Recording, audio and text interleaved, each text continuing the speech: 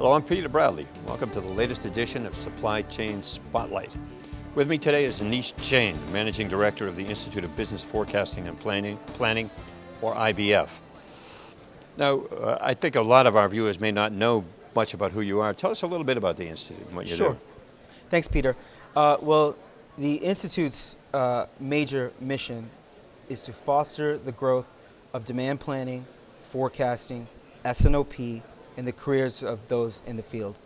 Our mission is essentially to build credibility for these competencies in the organization. All right, and well, tell me a little bit about demand planning, its history, and how it fits into the business. How has it evolved? Sure. You know, about 10 to 15 years ago, or even more, we were more in a supply-driven environment, where we expected to sell everything that we produced. And if there was any leftovers, sales and marketing would make it go away.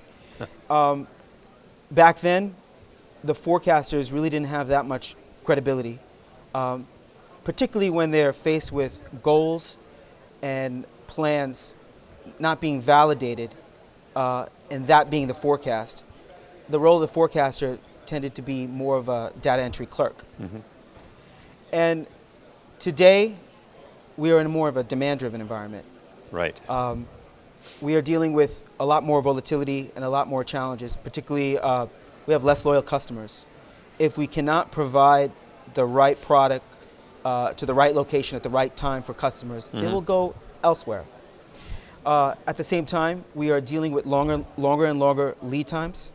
We're dealing with products with shorter and shorter product life cycles, where in fact for some organizations, the life cycle of the product could be half the amount as the lead time, which is an amazing challenge, where in that respect, you only have one shot to get it right. Right. Then you're dealing with challenges in terms of greater channels of distribution, a larger percentage of product portfolios being new products without any history, and a lot more challenges. And as a result, we have no choice but to calibrate our planning activities with what the consumer wants. And as a result, it's making forecasting a requirement, not an option today.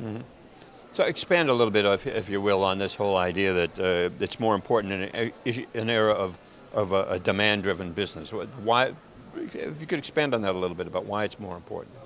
Well, obviously, if we are not able to forecast properly and provide the product where the customer wants it, then the customer is going to go elsewhere. And at the same time, if we overproduce and we carry too much inventory, with the challenges that I mentioned in terms of the life cycle of the products, preferences changing for the consumers, we're stuck with a lot of inventory that nobody wants. Right. And today, we're in an environment where supply chain is winning the battles. Improving our supply chain is what's winning the battles. And one of the key levers to improving the supply chain is improving our forecasting and planning performance. So for companies that accept this as important, what are some of the considerations that they have to make in terms of both the technology that they employ and finding the human talent that they need?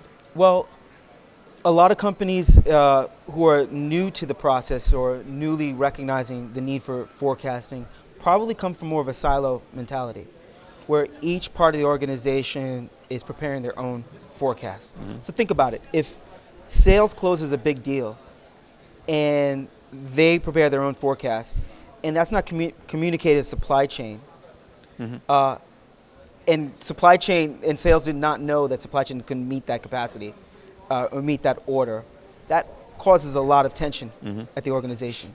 So one of the keys is to break down those types of barriers, that silo mentality, where we can work in more of a collaborative environment, where everyone is sharing what they see as what's happening in the future and why, and coming to a consensus of what the rest of the organization should be driven by in terms of a number.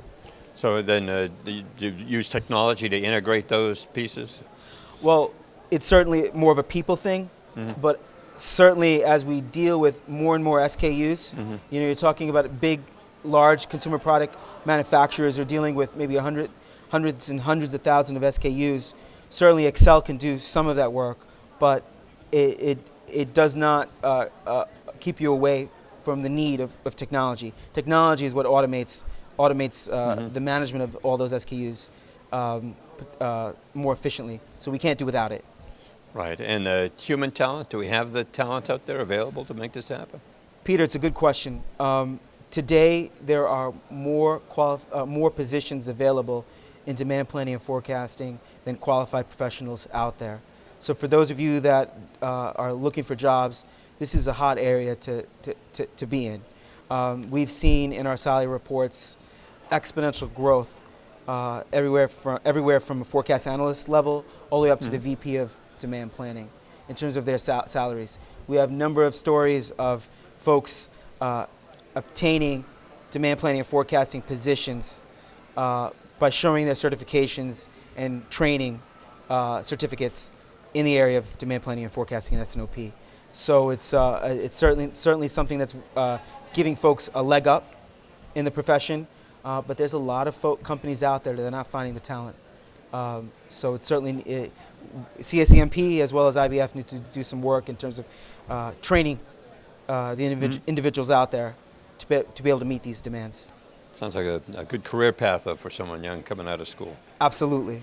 Great. Hey, thank you very much for being with us today and telling us, bringing us up to date on this. Thank you. Thank you, Peter.